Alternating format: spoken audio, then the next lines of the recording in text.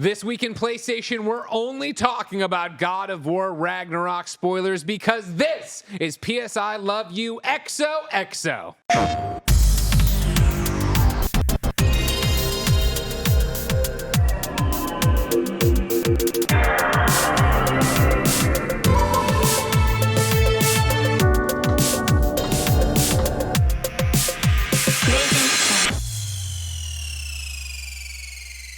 Welcome to the show, everybody. I'm Greg. That's Andy. That's Tim. That's Blessing. And that's God of War Ragnarok game director Eric Williams. Woo! Eric, that was stunning eye contact, I want you to know. You're a professional at the eye contact. I'm trying. I appreciate it. Of course, this is PS I Love You XOXO. You can watch us record it live on patreon.com/KindaFunny, where you can get every episode ad-free and get 38 episodes of bonus exclusive content. Of course, if you have no bucks to toss our way, it's no big deal. Support us on the Epic Games Store with the creator code KindaFunny when you're playing Fortnite, Fall Guys, Rumbleverse on any platform, maybe your PlayStation 5. You can get PS I Love You XOXO for free with ads and without the 38 exclusive episodes over on youtube.com/KindaFunnyGames and podcast services around the globe each and every Friday. Thank you to our Patreon producers, Morgan Lorraine, Fargo Brady, Christopher Rodriguez, the Kind of Funny Destiny 2 PC Clan, Tall Tree 81, Joseph A. Carlson, One Up Pest Control, Carrie Palmer, Elliot, Brian Cheney, Trevor Starkey, Super Daddy Kyle, Undertopian, David Mindtell, Mind Freak, Eric Velasquez, Scotty Wyatt, Alex Gradle, Al Tribesman, thank you, Jason L, James Davis, a.k.a. at James Davis Makes, Mick, a.k.a. at the Nanobiologist Abramson, Ryan T. from Tennessee, Derek Gregg, Donald Eccles. Today we're brought to you by Rocket Money, Policy Genius, and Shopify, but we'll talk about that later because, boys, it is finally time to get to the bottom of something. Boys.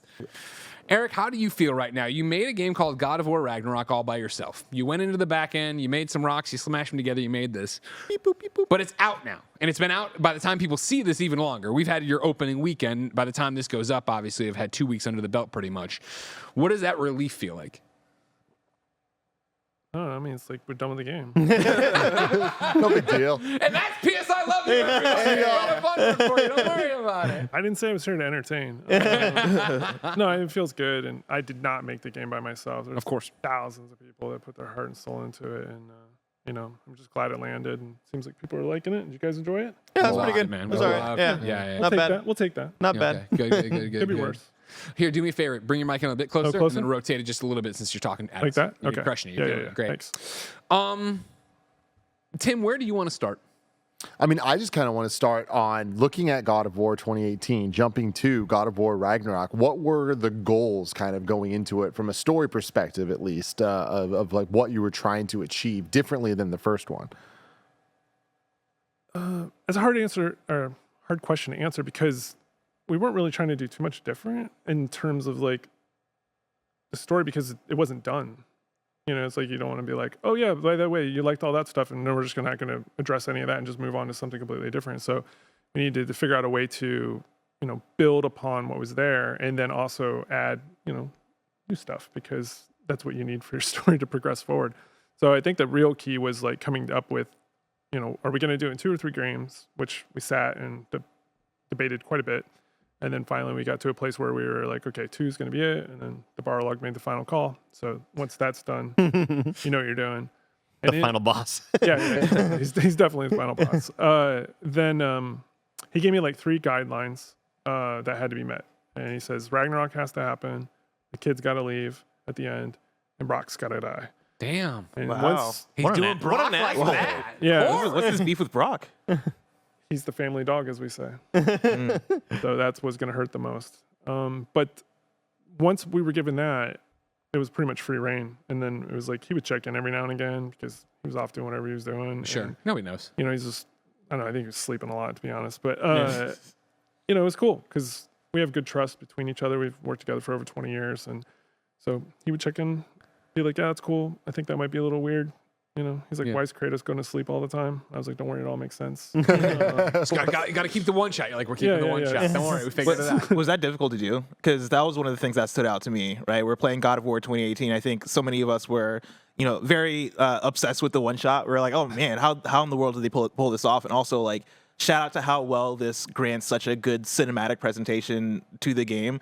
And this one, since God of War Ragnarok is going for a bit more in scope and doing all these different things, and now that we can finally talk about it, right? Like, you're playing as Atreus, you're talking to different people, you're meeting so many different characters.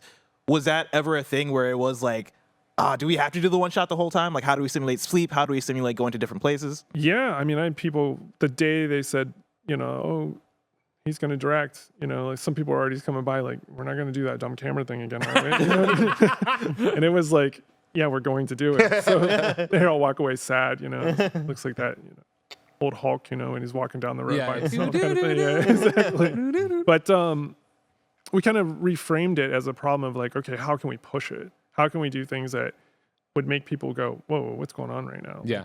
Which I did many times. Like Right? any of like the water scenes where it's like going underneath the water, I was so impressed. Yeah, so like the we call those things psychocines because they kind of mess with your psychology of what's about to happen with the transitions. These things are usually reserved for like psychological thrillers, movies, things like this. So with the one shot, like how do we embrace that? How do we take it forward? And we wanted to come right out of the gate with one of those as well. So that's why we have the dream sequence where you see the hand slip in on him. Yeah. And you're like, whoa, what's going on here? And then he gets up and you're like there, and then she puts the hand on the face and goes back, and you're in the bed and you're like, what the hell just happened? And it kind of catches you off guard, but it's like in a good way where you're like kind of pleasantly surprised by what's going on. We want to set that tone early, and then some of the transitions we do later on were along those lines as well. Was there any back and forth in early on in the game when you first meet Thor, and when that character is introduced, there are some jump cuts that happen where it is like kind of like they show They're not cuts. They're not cuts. It's lightning flashing. It's a strobe. Okay. It's a strobe light effect. Okay, because I had theories. Because I was like, I think early on when we didn't know what was going to happen in the game, right? I think there was a lot of back and forth with us of like, what happens to Kratos? Does Kratos die? Does Thor kill Kratos and then you get passed on to Atreus? Like, I'm sure you guys like looked at all of the conversation going on online with that. As soon as I saw just that, laughed and laughed. as soon as I saw the cuts, I was like, Thor's gonna kill Kratos. Like, this is what it's gonna be. Oh, really? You Yeah. thought that? Legitimately, I was like, oh, this is how it's gonna go. No, I didn't for a second think that. Blessing, you're crazy. You're out of your mind. They would never do that. Are we going to see any behind the scenes of any of those weird what did you call them? Psychocines? Psychocines? Like, Yeah. because I would love to just see like the developer camera brought back and just to see all the props kind of moving into place. That shit seems so interesting. I can't remember if there's an episode based on those solely, because we have this series that comes out every Tuesday. There'll be another one tomorrow. That'll be my one plug for today. Watch them, because you get to see the team, that's making them. I think that's episode 5, and then there's 5 more that are coming. So I'm gonna say this right now in this one too. There is no Raising Kratos Part 2. Sorry, it's all my fault. Get Daniel Dwyer. I was like, look, we got enough to contend with. I don't need cameras all over the place. Plus, the COVID made it a much more difficult thing. Well, it's just, there's some people who want to let the game speak for themselves, and then there's other people who want to make themselves into some kind of weird celebrity, right? I don't know who you're talking about. I personally just don't like a lot of distraction. Sure. And to me, it was just like one more thing piled on top of already a lot of stuff to do. Like we had the pressure of sequel follow-up, me first time, team readjusting to me. I just didn't want to put anybody in a kind of awkward position. I was like, let's just go make this game and put everything we can into it. So that's why. So I apologize to all the people out there who really wanted that. But we do have this little 10-part behind-the-scenes series for that very reason. And that way you get to meet a lot more of the team members. I've met quite a few already. If you've been watching, I hope you've been watching. How, and I know, how do you deal with that? How do you deal with the pressure you're talking about of following something up like God of War 2018? Because any game that's a sequel, I imagine, okay, cool, we have to be bigger, better, badder, whatever. But like God of War 2018 is such a revered title, and it is such an instant classic, masterpiece, 10 out of 10. Like, are you excited to be the director when they turn and say that to you? Like, I mean, now I'm cool. feeling the pressure all over again when you say it like that. Hey, you did it. You lived up to it. You're already across the victory line here.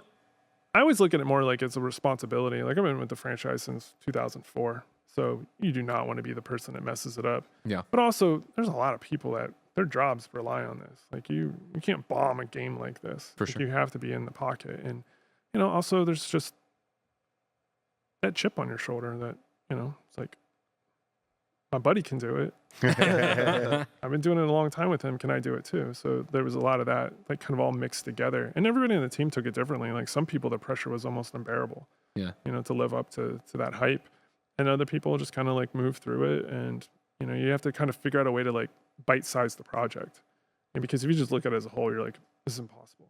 Why would anybody even give us money to try this, let alone actually try to succeed at it?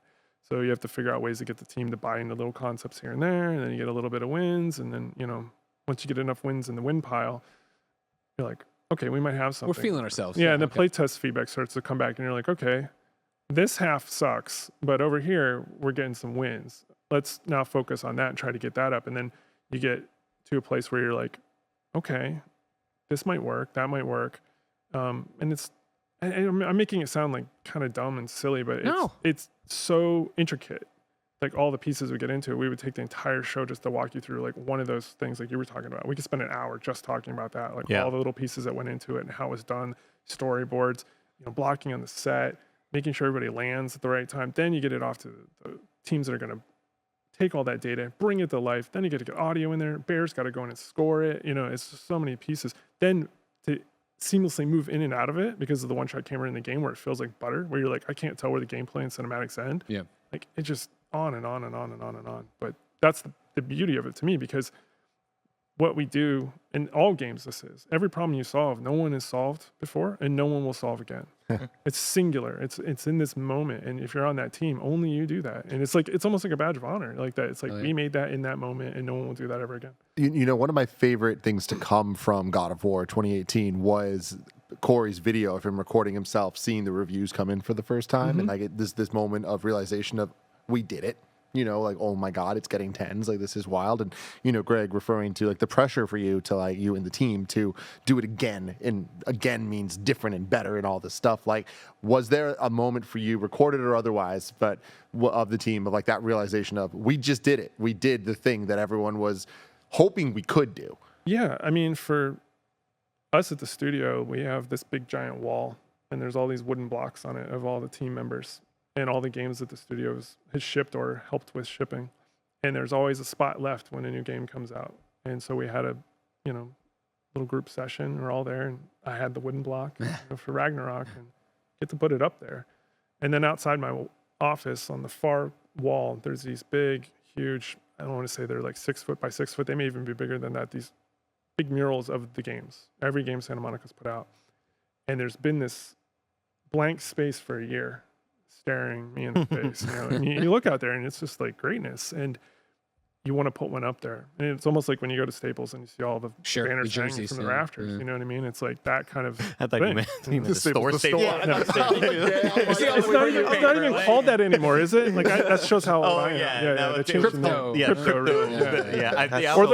Or the garden, right? I didn't want to use the Celtics store being in California, but totally makes sense. But yeah, so I look out there every day, because it's important to me. There's a lineage there, and you do not want to be the one that was like, okay, I kind of let it slip. So we put everything into it. And I'll be honest, I was like, I don't know if they're ever going to let me do this again. So I'm leaving nothing, all in. So. Were there any moments in development where, obviously it's got to be, I couldn't imagine the amount of pressure and just, it would be a nonstop anxiety attack for me of like, God damn, how are we going to do this? But were there any milestones you hit where you're like, you know what, we're going to be okay? We're keeping our heads above water. It's weird because it does happen, but it happens in these little pockets where some of the team doesn't even get to see that. Like you might have been like, okay, we got the spear animations to a place where like I think it's going to work. They feel pretty good on the buttons. That musical rhythm is there. I think that's what makes our weapons stand apart. Is like you can almost like feel like these rhythms when you're doing. And it was like, okay, cool, but like only the combat team and the animators are seeing that. And even that, it's a small section of them. And a whole bunch of people in the team that are not, and they're supposed to believe in this and go do the rest of their work and like make these beautiful spears from the environment art team and make all the weapon components that go with it and everything that goes into the game. So it's weird because it's siloed. Even in the office, it's siloed, but work from home, oh man, forget about it. It's like you just lose so much stuff. Like imagine being able to have a conversation. You guys have like lunch every day, right? And talk about all this kind of stuff. And then 5 days a week, 1 hour for 3 years taken away. Yeah. And then hope that all that's going to still come together and people are going to But you can still deliver on this master. Yeah, right? It's wild to think about that. And that's just the lunch, not counting like, just wandering by someone's desk or all these things. That's what we were most scared of because, people have been making games for a long time and they have this understanding how it's going to work. And then you just go, oh, by the way, you can't do it like that anymore. Everything you learned, forget about it. You got to figure out all this new stuff. You got to be on camera and you got to, I mean, design director, Jason McDonald, would do full playthroughs where he's just narrating all the problems. And then people would have to go through and just strip out the comments and get those into Jerry and get all these people. And man, Jason, thank you so much for doing that, because I didn't want to do those all the time. Like, I was solving other kinds of problems, but that's what it took. It's just people finding new ways to get each other to bond together to make this stuff happen. So you guys can play, and to you, it should look effortless. Of course. Oh, yeah. Right, but to us, anything that's effortless requires a shit ton of work. Sure. You know? So, I want to ask. We already kind of got the answer, but I want to hear you say it. Like, do you feel like you did it? Because you did it. I mean, Yeah, because you did it. But like, do you feel like first you did? off, we did it. Yes, yes. The you But meaning yes, the royal. it's hard for me because I'm always like looking for what the next thing we're gonna do is. So to me, it's like what are we gonna do? Oh, we got next? questions about You know that. what I mean? Like, I can't talk about it because I literally don't know. Like, I don't even know what project I'm gonna be on in the future. Like, that's how little I know. I was like, hey, what am I doing next? We're like, we don't know. In working on this Take a game, vacation. were you guys thinking about the future? Of course, I don't want to like get too ahead. 'Cause Oh, I know we're always it's probably exhausting. We're always but thinking about the future. Okay. But 'Cause, can I tell you anything? Absolutely not. finishing this game, I felt like I was like, oh man, there's like 3 potential futures I could see here already in terms of where characters end up. That's cool. So let's He talk has a about really good poker. let's talk about a future you can talk about because it's actually the past. All right. Back in 2018, the one, the only Corey Barlog came through, did a spoiler cast with us for God of War 2018. Right. Did. Robert writes in, of course, like you can anytime to kindafunny.com/PSILY and says, during the God of War 2018 spoiler cast, Corey talks about having to scrap the first draft as they realized they were writing the second game. Is that this game? How much survived the 8 years since that draft was conceived? Oh, that's a good question. Somebody's been paying attention. There are bits and pieces of that, but not a lot. The first game was Thor-centric. Okay. That they're talking about that was scrapped. So those bits were brought in, but where we've gone since then has changed because when that draft was made, there was no understanding that Atreus was Loki. So that draft was wildly out of date and not up to snuff for what we were going to do moving forward. So, and I think he may have talked about this last time he was here, but like, yeah, the whole Loki thing didn't even happen until like 2-3 years into that project. Like, that's why all the boy stuff was there because no name. Yeah. And not even like the Atreus name, but even the Loki was even further out from there. So those things are kind of like little magic moments. Like for instance, on this game, the whole idea of like the Tyr Odin flip was not that way at the beginning. It was Tyr, and we were going to figure out all that. And then one day I came in, I was like, what if, because we were trying to figure out how Odin would know everything. We didn't want to just be like, well, he's got these, CCTV ravens around. Kind of cheesy, right? You didn't kill enough of them. Yeah, exactly. So I was like, like this moment, right? To have this moment, if you watch the video of Tyr killing Brock, right? So I, like, asked writers, I was like, hey, what if it's Odin the whole time? And they were like, whoa. And it was like, that brain stop moment where it's like, we're going to unwind so much if we do this. Yeah. But that's kind of cool. Let's go read. And they went away for like a couple days. And then they came back and they're like, wait a second, this could work. We'd have to readjust these things. But then it actually put more focus into like, who was going to kill Brock? Who was going to kill Odin? Like all these things, because then it was like the brother storyline tied in. And it was like, yeah, Brock will die, but then Sindri will be the one to take the vengeance because everybody else has grown past needing to exact that. Yeah. But he's just fresh in it, so he'll have to be the one to do it. And then it just feels so satisfying when he takes that hammer and smashes that marble. Did you fear that any of the Tyr being or Odin being Tyr stuff would suffer from like it was all a dream kind of effect that happens in movies sometimes? It was all a dream, everything you just watched. Did you fear that that would be like an easy out or anything like that? No, absolutely not, because we have awesome writing crew, and they were not gonna like. If you go back and look at all the clues, you'll be like, "Holy shit!" They told us. Yeah. They told us, dude. But that's the thing. I told you in the marketing trailer from 21. Go back and watch it. No, that's the thing. Barrett, obviously, in the ones and twos, our producer in there, him and I drive into work, and we both nerd out about God of War Ragnarok the entire time of the playthrough. But when I moved on to review other games, he immediately started a new replay. And so he was immediately, this is during the review process when you couldn't go talk to people. And he's like, dude, when this happens, Tyr says this, but when it's Odin, it's actually him questioning it. And it's the same thing of like, when Fenrir dies, right? And the pieces come out and he goes up, one goes into the blade very quietly. And I've gone back and since played through that again, and like that you guys don't hang on it. It's there if you want to replay it and look for those clues and see those things. And then for me personally, just to jump to the end here of what you guys did by bringing in Tyr, making him Odin, you want to talk about a mindfuck of a moment in post-game content, I go and it's me. We're working. It's me. It's Mimir and Freya, and we're working our way to the bottom of Odin's prison. And she makes some comment of just like, "There's got to be something important down here." I'm like, "Yeah, a piece of armor, whatever." Blah. And I just casually open a door, and Tyr's standing there. Tyr is standing there, fucking alive. The look on Kratos' face was mine playing it. Of like, is this real? Is this fake? Is this real? And then like to talk to him, and then to run into him now around the world. Oh, you Is see he him about around to the wake world? up out of a bed? Yeah. And the fact that you guys put that in post-game content, that's just stuff in the end that I think is We so put amazing. so much into the post game content. I've noticed. Like we were just like, the more you put into the game, the more it will give you back. Yeah. You know? And if you don't want to, you just want to mainline the story. It's pretty solid. Like I think it 100%. works for a lot of people. Very, very but if solid. you go do the other stuff, it just becomes more and more rich, and you start to see these little pieces. And to your point, it hints at things it could be. But I can't talk about those. I dropped my power cord, but everything's okay. Don't worry about it. Don't worry about it. I want to talk a bit about the first hour, because that was, I think, for many people like the moment of, okay, we're gonna be good here, right? I think both the grieving of Fenrir, but then even more fucker. so the You know what I mean? You son of a bitch. Me and my wife sitting there just months after losing our Started at dog. I Greg was like, oh Hey my man, God, did they that's a crush real this. painful memory. Yeah. And I lost one of ours, and I sit there and I held her paw, man, and it breaks you inside. But 100%. yeah, that combined with also encountering Odin and Thor, and what that was in terms of, okay, these are characters here, and then getting to the fight, and it almost being the mirror of the Baldur fight from God of War 2018. How difficult was that to figure out what this first hour is going to be? Because I think for many people in 2018, the first hour is what cements that game, right? It sets the tone. Mm-hmm. Was it difficult to figure out how you're going to set the tone in this one? That's a really good question, because I can hit on a lot of things that are interesting to me about this. So let's take the covers of the game to start with. I promise you I'll get back to your question for sure. But they're literally 180 mirrors of each other.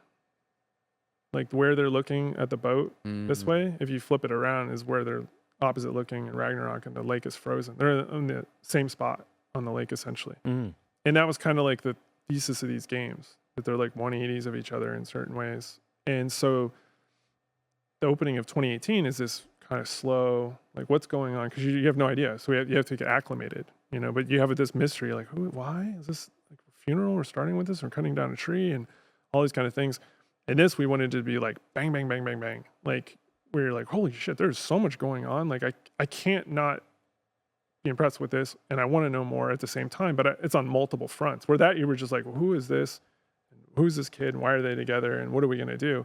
So it was a lot more tight, where this is like, we're going to like pop you with a lot of questions, give you a lot of characters that you've been hearing about instantaneously.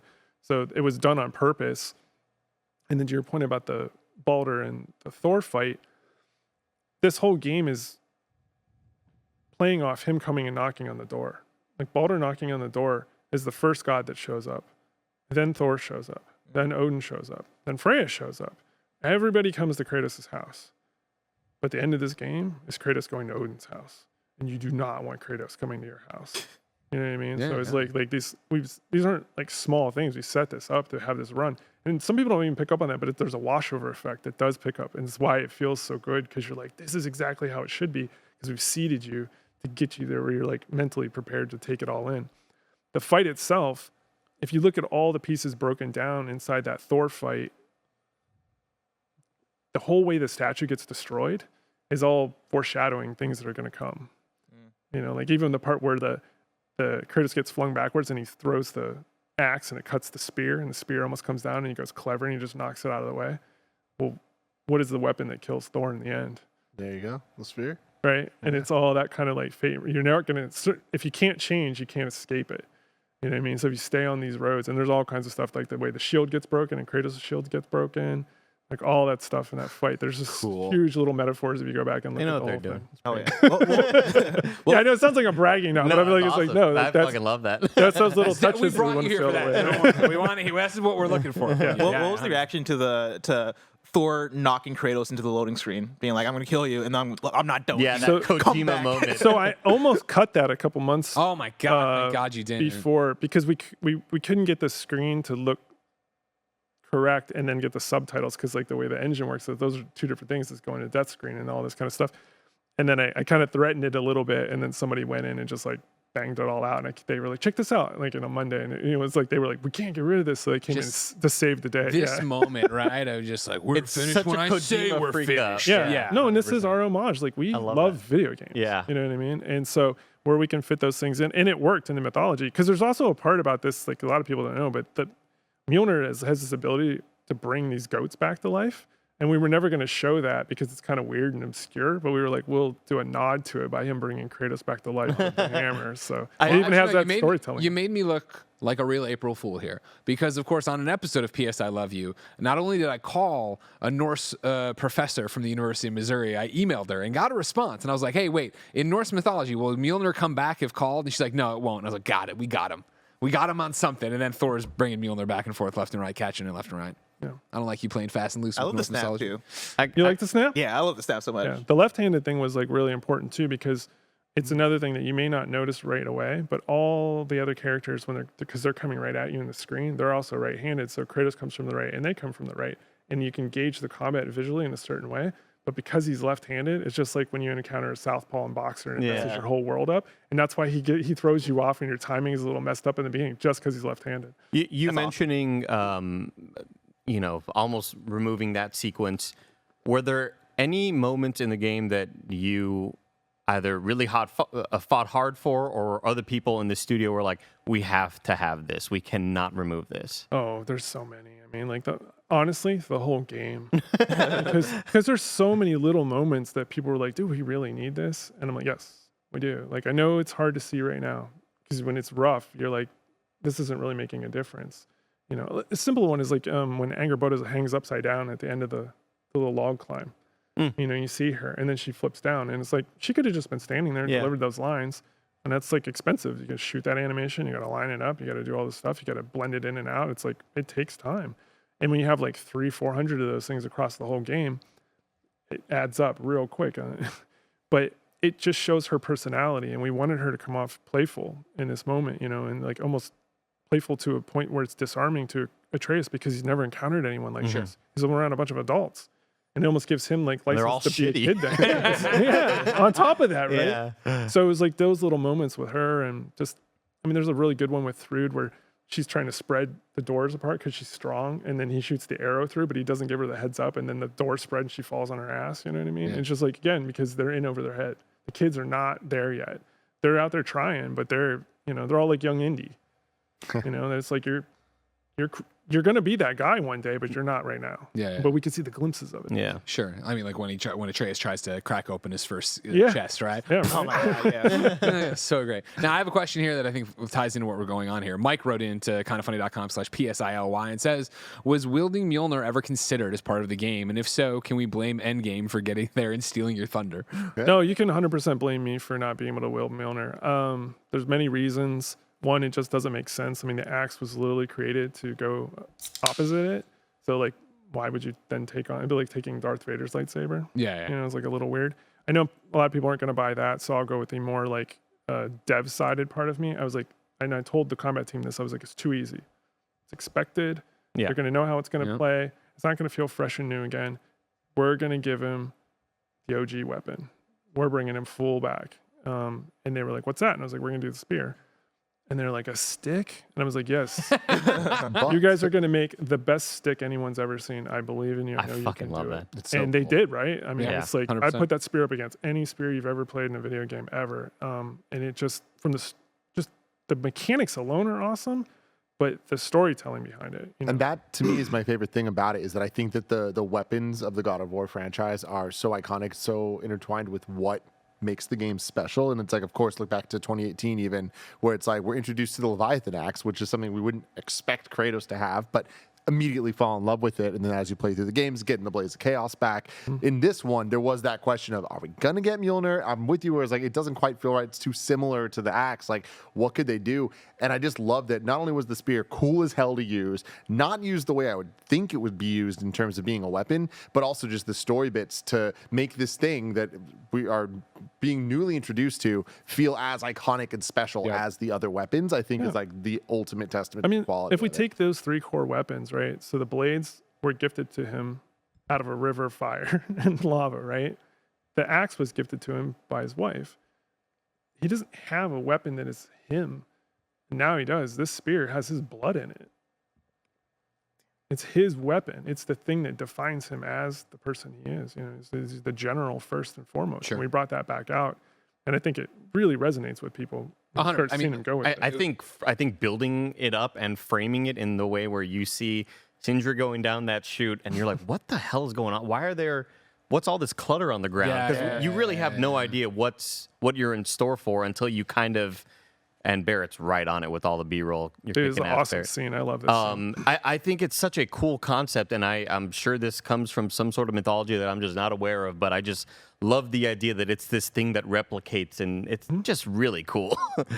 Yeah, and I love the fact that it feels so good and it feels so normal, and it would be, but like just that one line from him, right, where Brock's like, "You're pretty good with that thing," and he's like, "Every Spartan trains. This is their first," and I was like, "Oh my god!" Like it was like such a like this is an awesome. To me, it's you can feel that he's enjoying it. Yeah, to me, it just calls all the way back. Like you go look at Ghost of Sparta when you see him with Deimos as a kid, and that's what there's a little 2D fighting game moment where they have the spears and the shields and they're battling each other, and it's like that's where it all started. That was the genesis of it, and then we give him that weapon back in that game, the Arms of Sparta.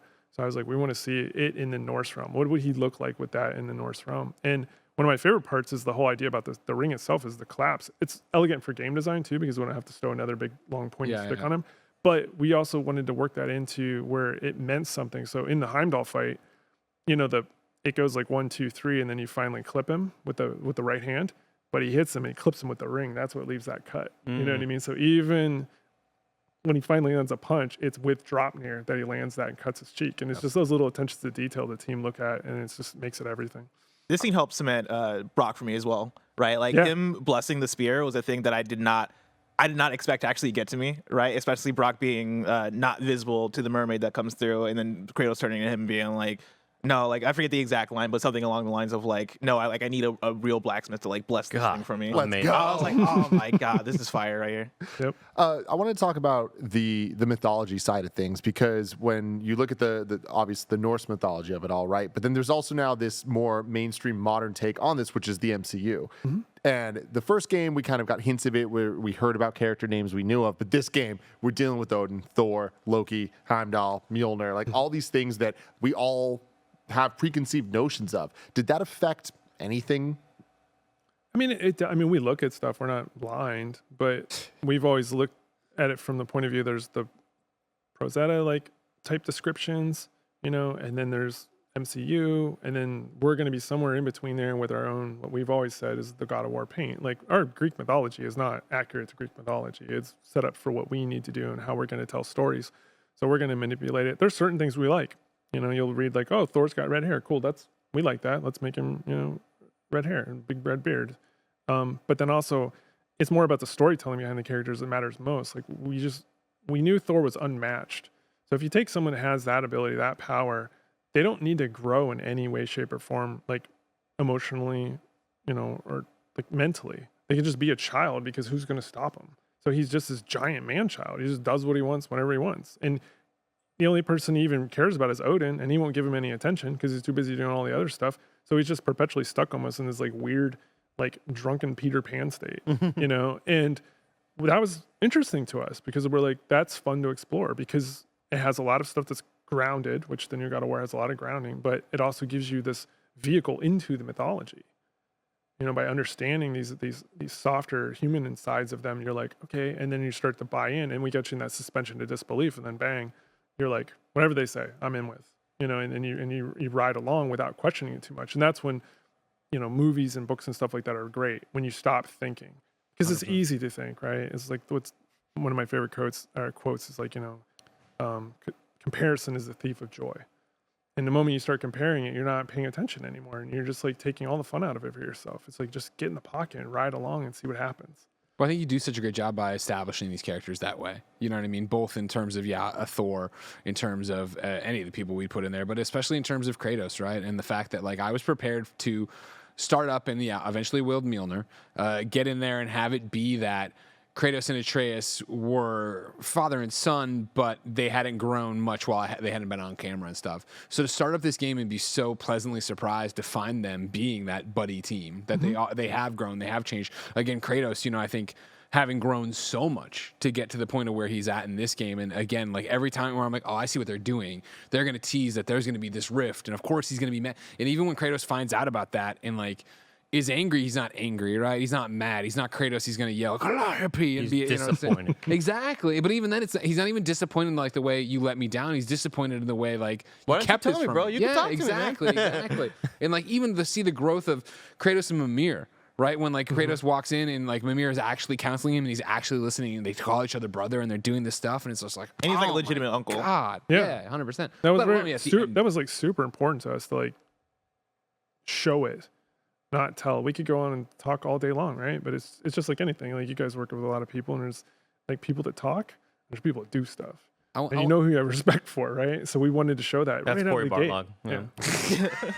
You talk about show Get me in trouble. I want to bring in Tavin Bothell, who wrote into kindafunny.com/PSILY and jump off that too. My question is that Kratos is a man of few words and shows little of his emotions. How difficult was it to balance, along with Christopher Judge, how much to let come through? How many times did the team need to strip back words or pull emotion back or find a more subtle way to convey them? And what I'd want to tack on is talking about, and I'm probably getting too into the weeds and I don't make games, as Andy always points out, but like what the technical power of where we're at in 2022 allowed you to do.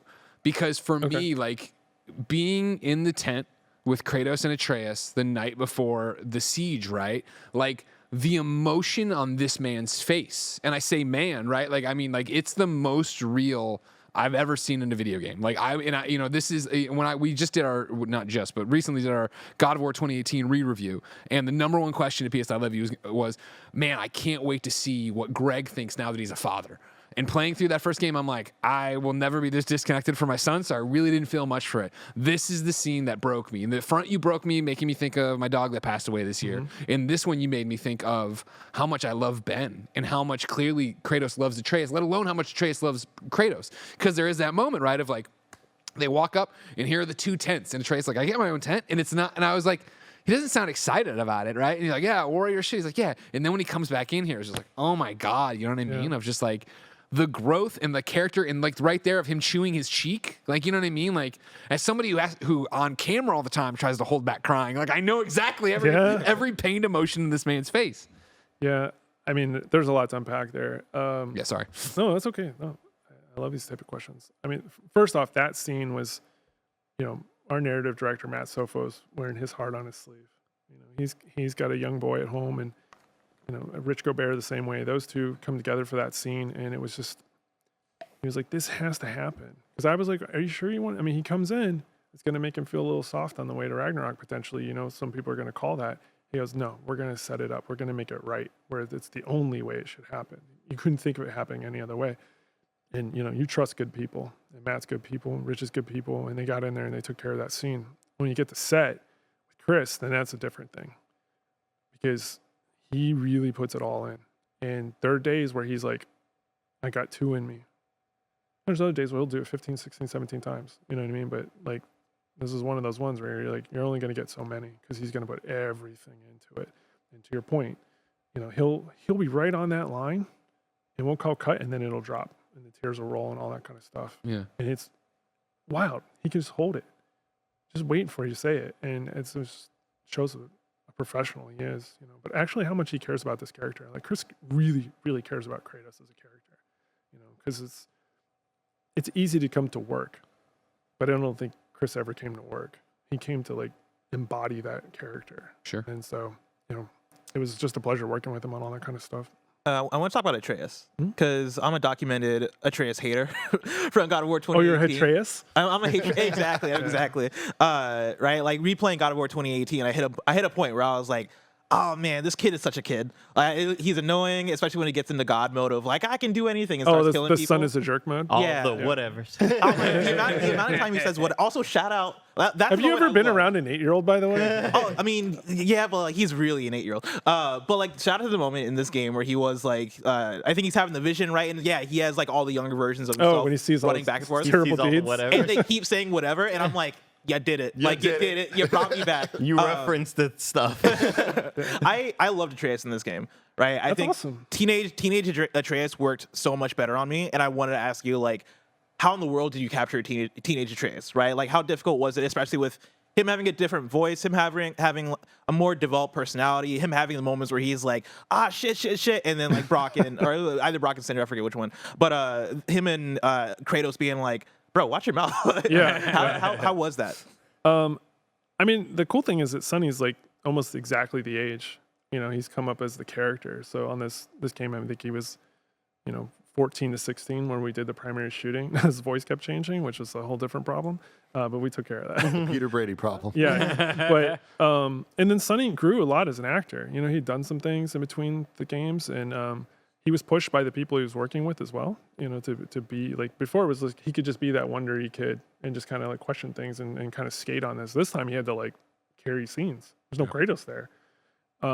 So one of the fun things that we saw early on was when we cast Leia to play Angrboda, we did the little chemistry read, and we said, "Hey, what do you think of her?" And it was already done in my head that we were casting her. She was the best. She has incredible smile, and I knew she was going to put in work. And he goes, "I don't know. She was really good.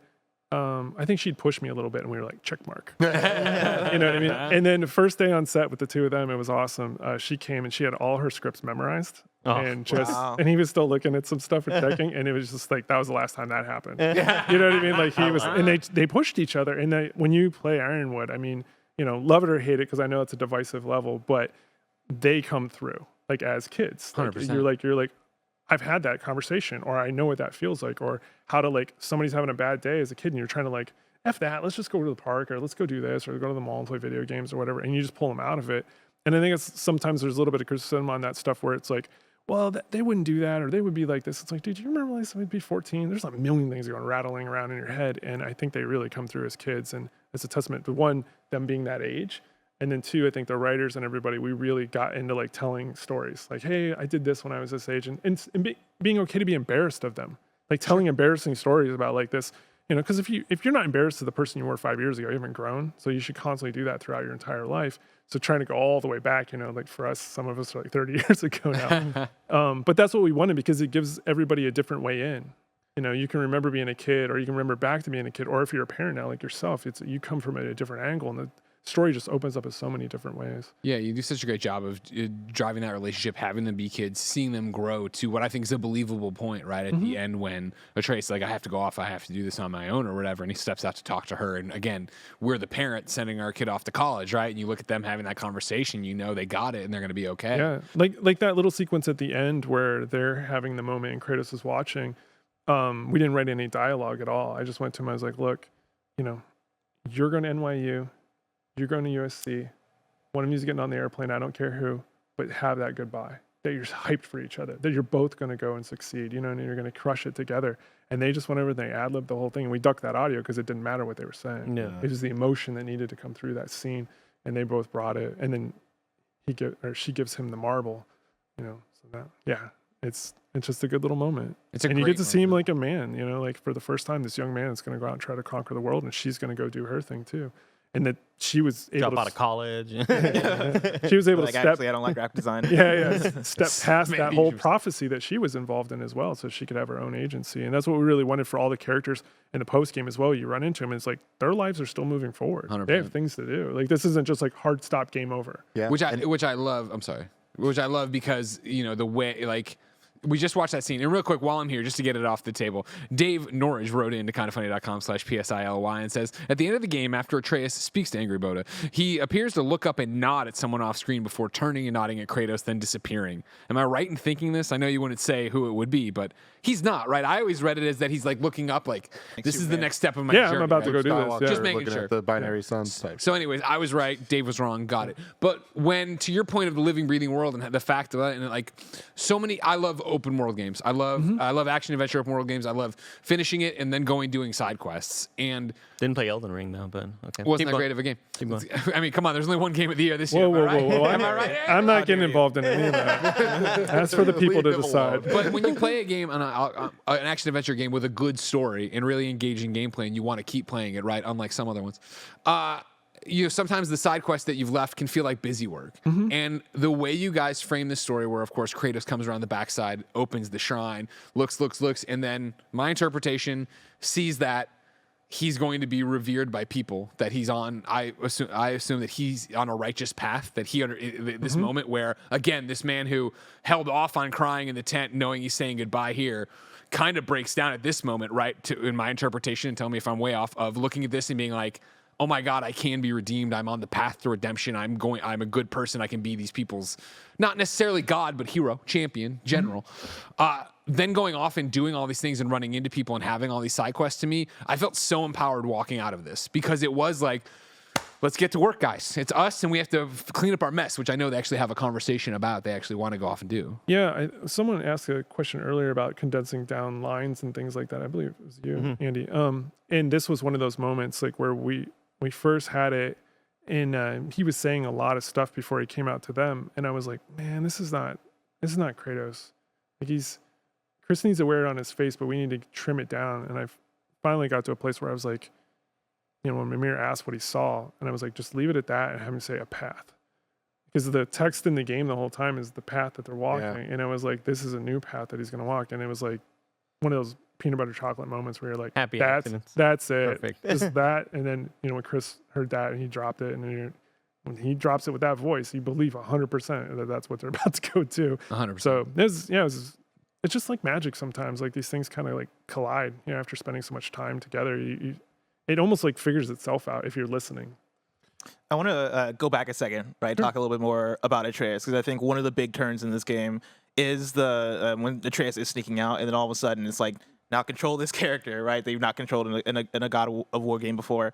That was one that surprised me. Not necessarily because I didn't think you were going to play as Atreus, because I think that was a lot of our guesses, but we thought it was going to be like, oh, Kratos is fucking dead. Now we're playing as Atreus. But it surprised me more so the fact that I fucking loved playing as Atreus, and I was surprised when you mentioned that like Ironwood is divisive, because Ironwood for me was probably one of my favorite parts of the game, just in terms of how beautiful I think that area is, and then also the dynamic of Atreus and Angerboda. That was one where I was like, man, I can play a game of just this, which, you know, I'm gonna stop looking at you, look at these guys, and be like, that's probably a game that's coming up. I bet that's probably another sequel. Looking back at you though, right? Like, what was the restraint like, right? Figuring out what the balance was going to be between playing as Kratos and playing as Atreus, and going, actually, this game is Kratos' game. We're going to keep it mostly to Kratos, but then switch over to Atreus at key moments. Super boring answer. I did raw math, 75%, 25%. I'm not even joking. I love that. That's how I first started off, and then I looked at how we would cut it up into pieces. Well, we wanted the Midgard section, you know, when you were talking about, Bus, like where you come out. First off, I'm curious, like how long you guys sat there before you pushed the stick. Because that was a second.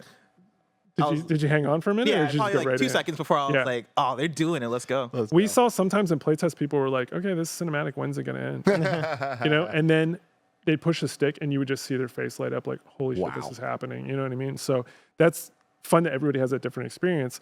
But once you go out to Midgard there, we wanted that to be kind of short, concise. And at one point, we weren't even going to show you the skill tree or anything. You were going to go to the menu, and it was just him. There was no arm. There was nothing. It was like, oh, okay, this is going to be this one little time I get to do this, and it was going to be super fake out.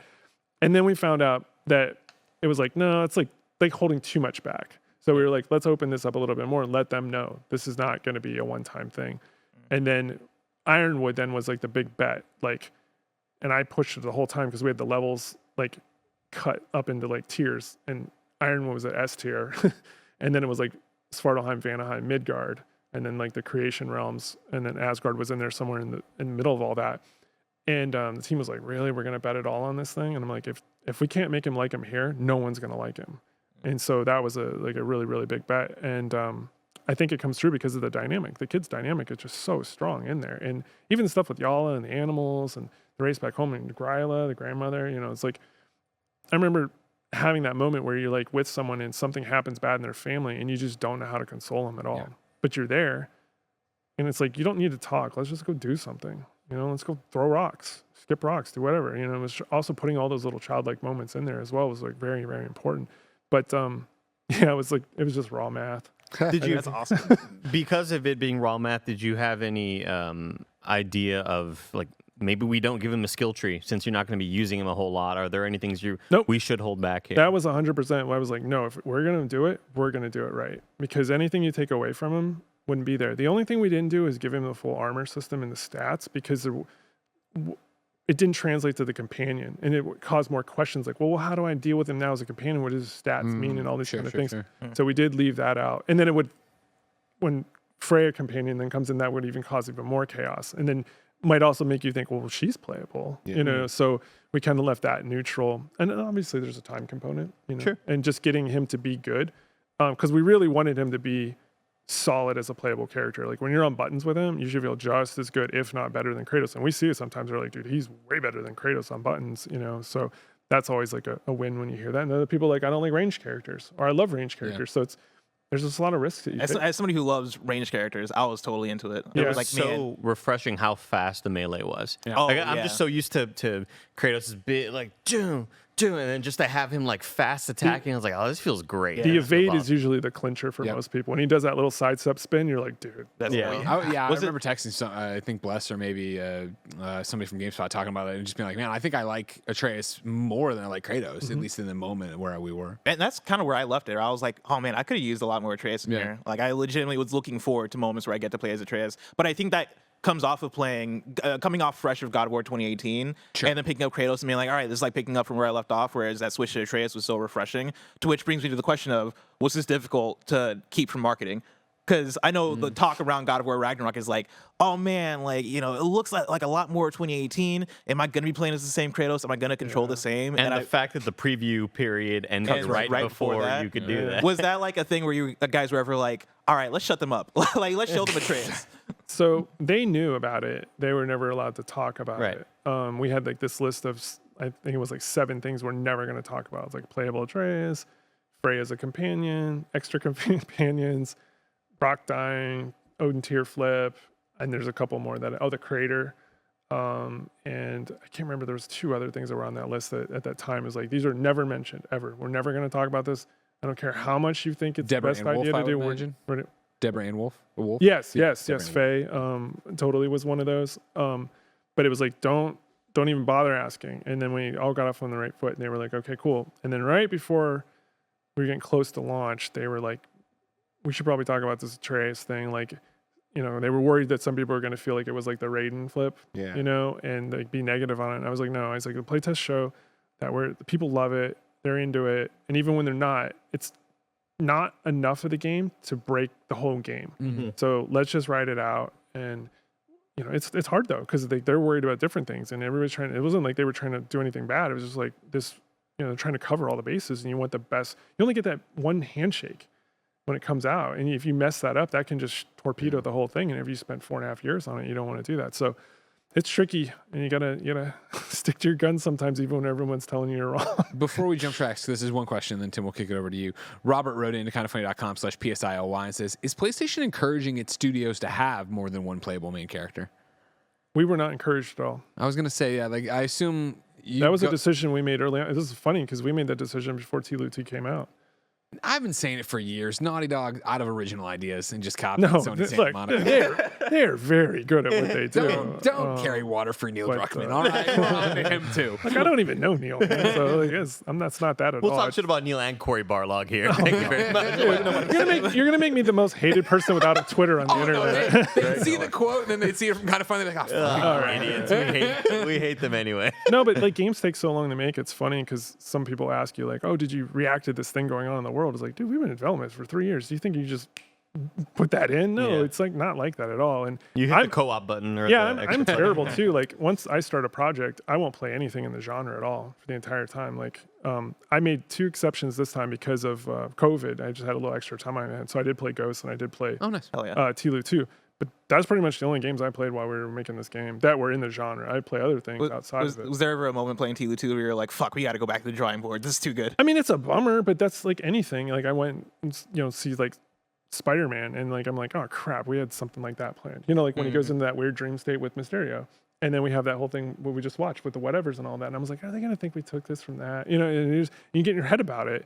And I just seen like the Only if the end Atreus would have grabbed the gun. You know? the villain in the last Mission Impossible, he was like hanging people with ropes and all that kind of stuff. And I really wanted Odin to be, he'd tied everything. Like that was like all his spells were done with that. And I saw that and I was like, we can't do that anymore. It's like, it just gets in your head and it's like, nobody's going to remember this and they're not going to connect those dots. Like if we can make it our own, again, put our paint on it, then it's okay. So, but you never want to just like raw take something. But the less it comes in, the less Less you have it's to worry gonna, about yeah, it, right? you have to worry about it. Yeah. So. Tim, I knew you wanted some. Yeah, I wanted to talk about the companions a bit, and like how earlier I was even talking about the weapons and how the mythology and story, like kind of it makes them so much more important and play better and all that. To me, I feel like this game is so well paced because I always wanted to be playing as what I was playing as, but I was also excited for the next thing. And I feel like the pairings of like who's with who throughout the game as it kept changing was so interesting. And specifically Freya for starting the episode or the game off with her chasing you and it being this really exciting Is that thing. her? I was Yeah. like, oh, Like that was so cool, but then to get her story throughout, that by the time we get to the end and we're talking about the side quests being so meaningful and like whether you're playing them as you're going through the story or in end game content, I love that when the game ends, it's like, well, it's Kratos and Freya now, and it feels earned and it feels like, yeah, this is the companion that I want to go out and do these tasks with. But like, what went into the idea of the pacing of when there was a companion with who and who gets abilities, who doesn't, that type of thing. Yeah, I mean that's a tricky one because when I made the original list of all the companions that we were gonna do, that was the freak out moment. They were like, "Oh, this is the new. This is what we're gonna have to sink our teeth into," because we had one last time, and it took the entire project to get one to function and be good. And even though you've learned stuff, our companions, even though they're mostly bipedal, they're not on the same rig, so you can't share anything. Whereas like some other games or whatever, you have like they're all like 6'2", 200 to 240 pounds. Like you us can, plus. you can Mm. you can share the animals a lot more so that they're not as expensive just from the animation point of view. For ours, Thor's all unique, Freya's all unique, Atreus all unique, Angerboda. There's a couple here and there that might be retargeted, but mostly they're just from scratch. So that's a crap ton of work just to get them to move and run around the world before they even start fighting. Then you get them fighting, they have to interact with the monsters and so on and so forth. But we knew that we have this kind of saying at this studio that our characters are our currency. Like we believe in our characters so much that we can buy wins with them to the fans. And it sounds like for you saying it totally landed for you, right? Yeah, definitely. And then because of sequel, variety is always the key to a sequel because you can't surprise anymore. There's nothing new that's really going to blow you out of the water. So the variety and the different, and it just comes at you and you're just like you guys kind of keep saying the word that we use a lot, which is you're along for the ride. Like this game was a ride. That was the bet. Where the last game is this more like, no, you're almost taking a funeral procession.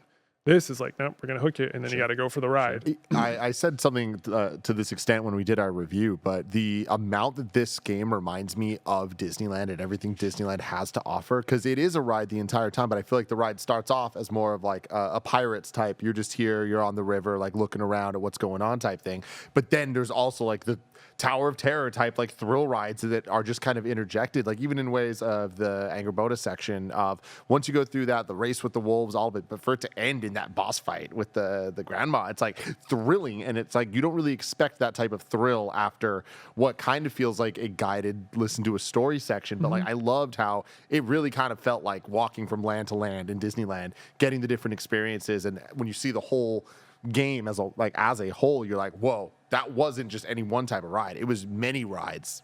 Yeah, I mean we're super influenced by that. I mean everybody's gone, and like we take pieces away from that. The LDs are very practiced in understanding that type of pacing, but again, like we mathed it out. I mean we have a spreadsheet that has like detailed like line item to line item, like what this event's going to be, how long we think the prediction of time is going to be. Like that was really close. At the end of the day, it was wild. Like it's verse chorus. Like how do we? Yeah, no, it's totally those type of things. And I know it sounds kind of mechanical, but it's not. My kind of design philosophy I've kind of boiled down to like a sentence is like start with science and finish with feel. So we'll go do a lot of math in the beginning and figure everything out, anything we can do structurally.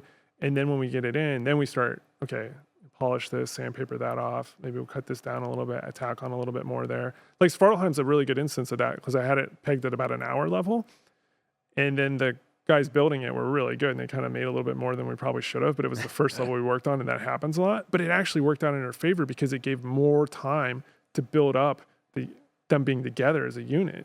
And if you pull that extra like 30 to 45 minutes out of there, it might not land as well when they break. You get that extra time with them. And so it was like a kind of like a blessing in disguise, even though it put a little strain on the production of that level to be a little over budget. So those are kind of things, and they're hard because you got to go answer for that then. Like, hey, he says this level is going to be an hour, now it's an hour and 45 minutes. Like, Yeah, and it's there's a little oopsie there, but then you kind of go, okay, well, I'll do these other things. You shift some stuff around and do some horse training to make sure that everybody's happy. But it's hard. It's wild how much is in this game, because I feel like we've been talking for a while and there's still like so much that's on the table to talk about. Well, yeah, I mean, this felt like 2 games. Yeah. And we're going to talk about that, of course, right after I tell you about patreon.com/kindafunny. Over on patreon.com/kindafunny, you can write it to be part of the show. You can't anymore, actually. It's on kindafunny.com/PSILY. It's free now. But on patreon.com/kindafunny, you can get every episode of the show ad-free. You can get 38 episodes of exclusive bonus content a month. And of course, you can get shirts, posters, and all sorts of cool exclusive items. But most important is you can get the show ad-free. And since you're not there, here's a word from our sponsor. Shout out to Shady Rays for sponsoring this episode. Look how cool I look. You too can look this cool without breaking the bank this holiday season. Shady Rays is an independent sunglasses company that gives you the features of $200 shades for a fraction of the price, and a fraction of that price during their biggest Black Friday sale ever. The best part about Shady Rays is their insane protection program featuring lost and broken replacements. If you lose or break your shades on day one, they told us that they will send you a brand new pair, no questions asked. Dropped in the lake, off a cliff, anything. If you get the wrong style for yourself or someone else, no need to worry. Avoid the hassle and the forced thank yous with free 30-day exchanges and returns. You will either love the shades or Shady Rays will pay to ship them back. Act now for the best Black Friday selection. Redeem only at shadyrays.com, where you can find all their newest and best shades. Redeem only at shadyrays.com, where you can find all their newest and best shades. Did you want to go somewhere, Bless? Is there some burning questions? Because I have a lot of rapid fire I want to get to. We have you for another 15 minutes, so I want to make sure we're going through. But Bless, where are you going? I'm going to Odin, because I feel like that's one of the big. Toby. I'm going Toby from the West Wing. And of course, you start off the game right in that first hour. You hit Thor, and like Thor, I'll describe it as like, oh, this is the Thor we expect, right? He comes in, he's like, I'm Thor, and he's like, he's talking like Thanos and all this shit, and he's very scary. But then, Great impression, by the way. thank you. I'm Thor. I'm Thor. But then We tried that, but it didn't quite work. you can hire. Hey, me what's for up on Thor? what's good? Hey, yo, what's good? Odin knocks on the door, right, and comes through, and he gives this performance that I did not expect from Odin. And I don't know if anybody was expecting from Odin. Definitely not, man. This entire scene I didn't expect, right? Because Thor shows up and I'm like, let's go. And then they start talking and they're doing the wine. And then Odin shows up and I was like, oh. And it was like, you get lulled into this false sense of confidence. And then he's like, don't take too long. And he gets up. He's like, finally, or whatever. And then, it's so good. Like everything's so good. What was the idea behind the direction of Odin? We wanted him to be this unassuming old man. And I always kind of talked about him being like a New York chess hustler. You just sit down, and those guys like eat a bagel and then just empties your pockets and you don't even know what the fuck happened. You know what I mean? Like, but he's more of he used words, and in the mythology, he's always wandering around. And I love that idea. I was like, because of what we were going to do, I was like, we always keep him on the move. Then even when people go back, they'll try to be like, but he was always moving. We didn't know where he was. You know what I mean? He's just like, he could be anywhere at any time. And so that helped with that going back and trying to like, oh no, Are there any he couldn't be there. potholes here? Yeah, exactly. So that was part of the seeding of it. But the performance really came down to Schiff. I mean, like we wrote him, and Rich was doing the VO, like he's our lead writer, and he had kind of an interesting way he was doing it. And I was like, this is kind of working. And then we started looking at casting, and then obviously when Schiff said yes, we were like, okay, this is going to work. But the real genesis behind that is like there was a couple movies that I used high inspiration from. A Bronx Tale was the main one, and if you haven't seen that movie, like Robert De Niro is a bus driver in New York, and Chaz Palminteri plays this gangster, and then Robert De Niro's kid gets caught in the middle of this, like on the street corner. He's like running errands for the mob boss and getting paid money. He's making more money than his dad driving the bus, and his dad doesn't like this and pulls him away from it. And so I wanted, Kratos was De Niro, and Schiff was Chaz Palminteri, like doing that, and That's it's awesome. like one of my favorite movies of all time. And Angry Boda is the girl who unlocks the car door from the inside. there's a little bit of that in there. Yeah, no, seriously. Yeah, like, for sure. I love that you call her Angry Boda. Yeah, Anger Boda, right? Sorry, I don't know. It was a hard. Well, I didn't want to correct him, but hey, you work with him. Oh you no, go he for made it. fun of me. My apologies. Yeah.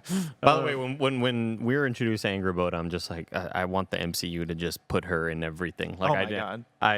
we're all such huge MCU fans. It's like, she's amazing. Put her in everything from here on out. And I'm telling you, Leia she's a little force of nature. Like Yeah. she got on set and you just She's like magnetic. Every line was pitch perfect. Yeah. I loved her performance. Crushed it. Did you guys notice that the little thing she's painting in the beginning is that meeting?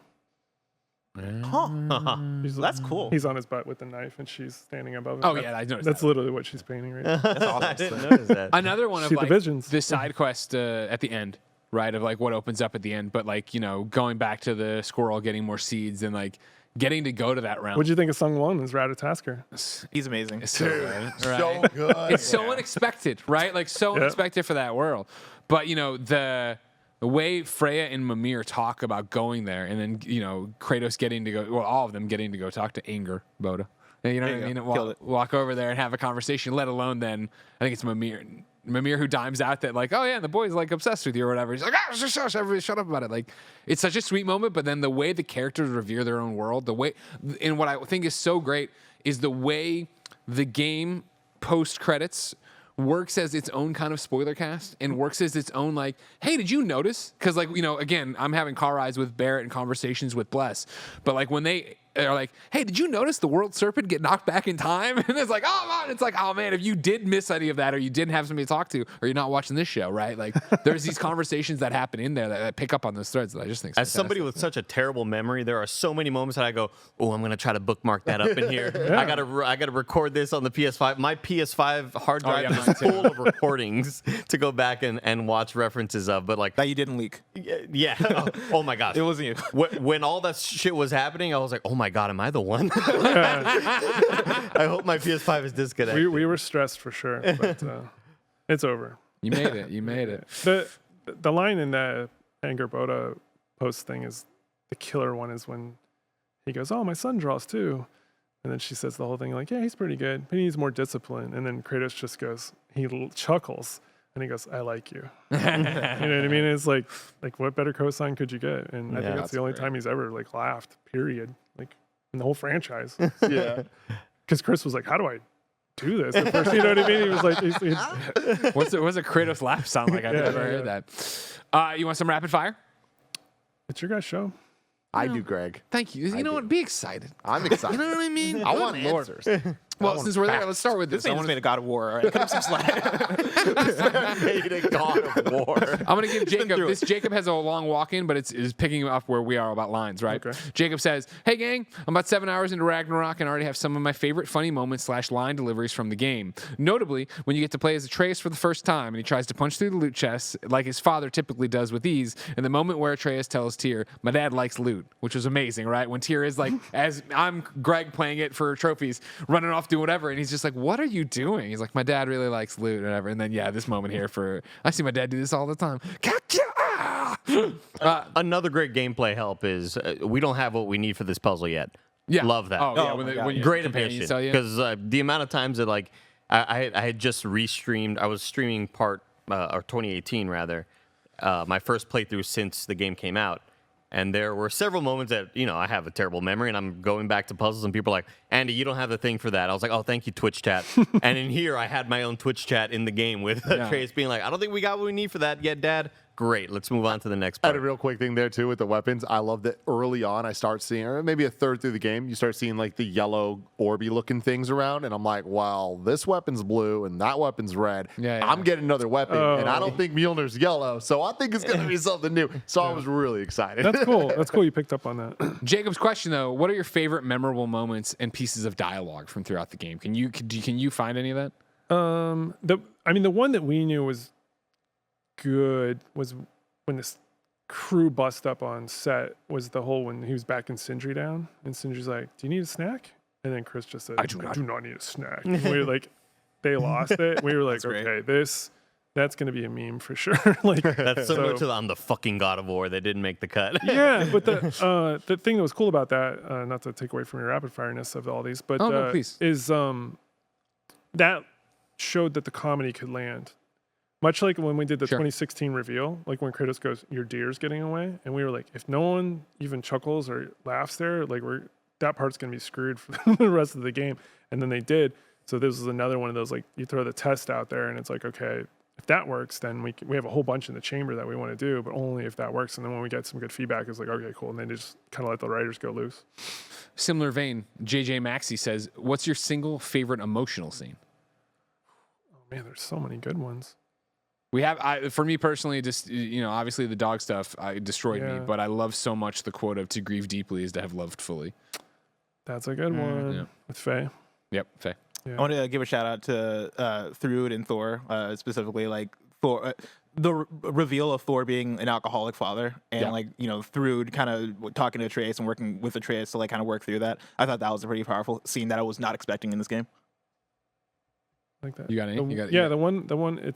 This one's a kind of like maybe out of left field, but when there's Angerboda and Atreus are saying goodbye, and he looks over and he goes, "I'm gonna come back, right?" And then she kind of hesitates and she just goes, "Sure." It's like because she's not there yet.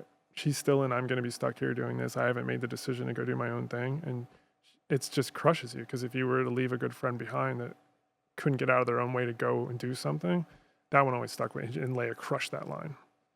I remember when it said, I was like, "Oh, come on." You got me. Barrett Courtney on the 1s and 2s writes in and says, "What about writing dialogue for side quests for both Atreus and Freya?" Which How again, difficult was that? sorry, I forgot you could do that. Yeah, it's like Kent. I don't know. I mean, I didn't write it, so no, I'm just using the planning it all is very difficult because of the scripting of it. Because you could leave and come back, Yep. and like that part is insane. Like the amount of stuff that goes into that. So hats off to the narrative tech team, level designers, and everybody that helped script all those moments together. The writing itself was always centered around it had to be these family themes or whatever we were trying to knock out. So that I think they got in the pocket with that really quickly. And I think that's why a lot of them, so many of them land. Like specifically the one that always stuck out to me is when you take Atreus to release the first half Goofa and then Kratos, doesn't quite say it, but then Mimir's like, "Didn't it dawn on you just wants to spend time with you?" Yep. And it's just like, if you are a parent, I mean, that just, boom, that just Totally. hits you, right? Because they're just off and they don't want anything to do with you. Just like feed me and give me money to go to the mall or whatever. And it's like, it's a good little moment. Yeah, and it's a heartbreaking one for sure. John wrote in and said, "Who blew the horn?" Got to ask the other guy. God damn it. Sick of it. I'm sick of that guy. I'm sick of it. So it must have been Balder, right? It was Balder? I mean, I know, but I'm Who never is it? gonna Tell us. you. Why not? It's over, right? You're done. You said 2 games and you're done. Got to ask the other guy. I got a question, not related to God of War. What are you gonna play now? Now that you're free? So funny story is every time I finish a game, I play Castlevania Symphony of the Night, the greatest yeah, game you ever do. made. I was playing it. That's awesome. I was playing it the morning the reviews came out because I didn't want to know and I didn't want to go out and talk to the team because I was being kind of in my own head. Corey kept busting in my office. He's like, "Dude, what are you doing?" I was like, "Dude, can you not tell? I'm in the library. I'm trying to get through this and go buy some stuff at the shop." And then he come back in and he was like, "Kramer, you just get blasted in my office." And then finally he came in and he's like, "I don't care anymore. It's a 94." And I was like, "Cool." And paused and went right back there. He's like, "Dude, I'm going to kill you right now." So we had a little fun with that. But yeah, I play that game every time. And the hilarious thing is my timestamp is April 21st, 2018 was the last time that game was Oh, played. that's amazing. So it's just, it's always been near and dear to my heart. I played the original Japanese one on PS1. So I'm going to play that. Other than that, there's a whole bunch of stuff. I got to catch up. Got a lot to play. I was saving. Send suggestions. I guess this Elden Ring. You play game's Sekiro? pretty good. I guess. Have you heard of Marvel Snap though? Let's tell you about that. Yeah, send me a list. Odin's great in I'm that all too. ears. I had Andy's question at the end along with one of mine, but I'll toss it in here too. This is back to God of War, and I apologize for not having the character's name jotted down. Is it intentional that the human outside of Valhalla that you talk to that marvels at you climbing the wall is dressed exactly like Link from Breath of the Wild? Great question. I will never say. You're talking about Skilder? Yeah. Is that his name? I'm sorry. Man, I didn't put him in those clothes. That's all I got to say. Okay, interesting. We must find out who did. Look at this guy. I was like, and I thought he was gonna be one and done, and I was like, he's like, "Oh, you're gonna climb that wall? That's cool." I was like, "Yeah, all right." Have you seen his post game? I haven't gotten to him. No, I don't think I Oh, have. his post game's incredible. Oh. He's Okay. like, "My real name's I'm going Link." to spoil it for him because it's the Please do. Spoilercast, right? Please, thank you very much. So, you know when Kratos goes to leave the house and he chucks that golden penny into the infinity? Mm-hmm. And Mimir goes, "Keep the change." Yeah. Yeah, the one that Odin gave him? Yeah. It gets lodged into a wall. And Skilder finds it, and he's trying to pull it out of the wall because it's going to be his start. This is what he's going to build his whole future on. and he's This is trying to Master pull this Sword. penny out of this, but he can't pull it out of the wall. And you just keep Oh, coming he's for back. sure, Link. You keep going back to it. I can't even remember how many. I think there's like, they wrote like 10 different pieces of dialogue. You keep going back and he's got all this stuff and he's like, no, I don't need any help. And he's still trying to pull his penny out of the wall and he's just stuck there. so trying to pull his funny. penny out of the Incredible. wall. That's incredible. That is so funny. Parks asks, why is transmog locked behind hitting character level 9? Because you got to earn stuff. But then the game's over. It's not. You can get level 9 way before that. Get good, Greg. Get good at a game, dude.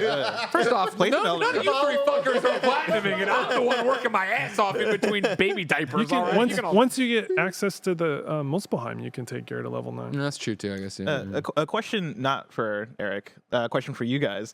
Going back to the idea of like, I feel like this game sets up so many. Eric runs away. I'm ready. This game, I feel like, sets up like multiple different sequels, right? Like I always go back and think about Uncharted Lost Legacy and like that type of Sony sequel where Sure. it is, here's a smaller scale game that is focused on different characters.